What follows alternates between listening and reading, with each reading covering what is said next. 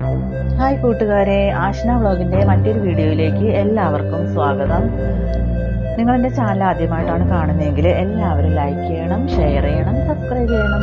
അപ്പോൾ നമുക്ക് ചോറിന് പ്രത്യേകിച്ച് കറിയൊന്നും ഇല്ലാതിരിക്കുന്ന സമയത്ത് പെട്ടെന്ന് ഉണ്ടാക്കിയെടുക്കാൻ പറ്റിയൊരു പരിപ്പ് കറി ഉണ്ടാക്കിയാലോ. അതിന് വേണ്ടിയിട്ട് ഒരു 200 ഗ്രാം പരിപ്പ് കഴുകി വൃത്തിയാക്കി എടുത്തതിന് ശേഷം കുക്കറിലേക്ക് ഇട്ട് കൊടുത്തിട്ടുണ്ട്. അപ്പോൾ അതിലേക്ക് നമ്മൾ അരിഞ്ഞു വെച്ചിട്ടുള്ള 2 സവോളയും ഒരു 5-6 ചെറിയുള്ളിയും പച്ചമുളക്, വെളുത്തുള്ളി, അതുപോലെ 3 തക്കാളി അരിഞ്ഞതും കറിവേപ്പിലയും 1/2 സ്പൂൺ മഞ്ഞൾപ്പൊടിയും ആവശ്യത്തിന് ഉപ്പും ആവശ്യത്തിന് വെള്ളവും ചേർത്ത് നമ്മൾ നന്നായിട്ടൊന്ന് കുക്കർ മിക്സ് ചെയ്തതിന് ശേഷം വേവിക്കാൻ വെക്കണം.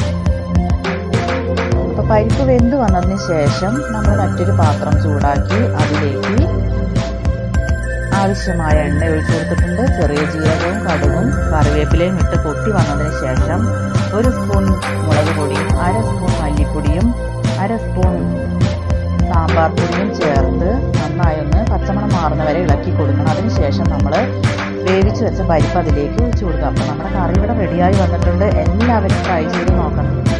Thank you.